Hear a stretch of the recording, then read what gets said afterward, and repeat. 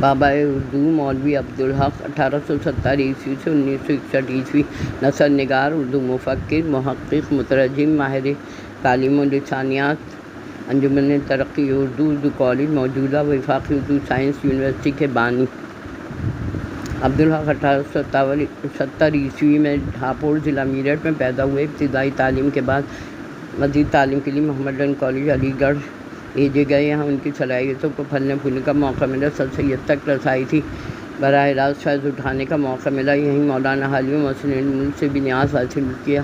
سر سید کے صاحبزادے جسٹس محمود سے بھی ملاقات تھی۔ تصنیف و تعلیم کا کچھ کام عبدالحق کے سپرد بھی کیا۔ اس طرح لکھنے پڑھنے کی پہلی تربیت اسی بزرگ ہاتھوں کے ہوئی۔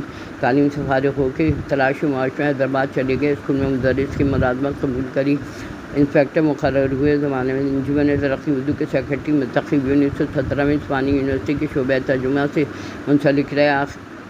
اب انہیں موقع ملا، اس کے ساتھ ہی تصنیف و تعلیم کا سلسلہ جاری رہا۔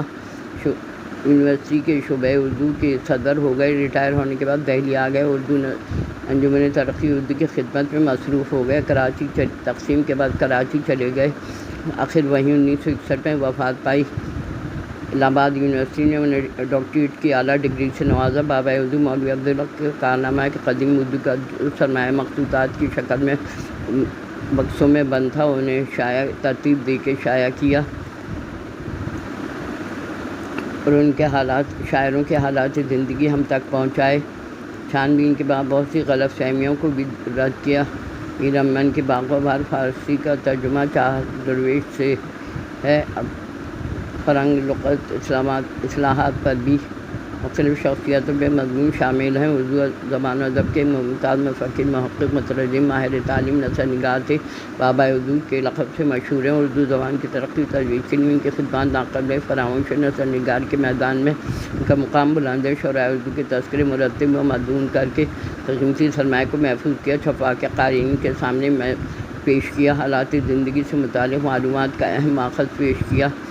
معلومات کے نسخوں کے متون کا آپس میں مقابلہ موازنہ کر کے مستند متن تیار کرنے کی کوشش کی۔ اردو ادب کا عظیم سرمایہ ہے۔ نثر کا انداز مولوی عبدالحق نثر سادہ سلیس اور بے تکلف ہے۔ انہوں نے اردو نثر کو تصنع، لفظی پیچیدگی کی غیر فطری بناوٹ سے پاک کیا۔ ان کی تحریر عام فہم زبان میں ہوتی ہیں، موضوعات کی وسعت موضوعات کا احاطہ کرتے ہیں، جیسے زبان و ادب کی اہمیت، اردو زبان کی تاریخ، تعلیمی مسائل، تہذیبی ثقافت، سوانح نگاری، قومی تحریک اور سیاست، اصلاح معاشرہ۔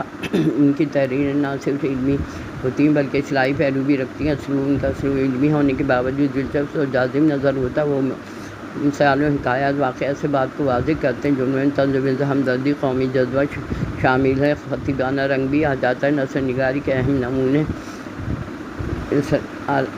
چند ہم عصر خاک قومی زبان، خطبات عبدالحق، اردو کی ترقی، بابا اردو کے خطوط، مقالات عبدالحق، ان کی سوانح تحریریں جذبات، مشاہدے، شخصیت شناسی سے بھرپور ہیں۔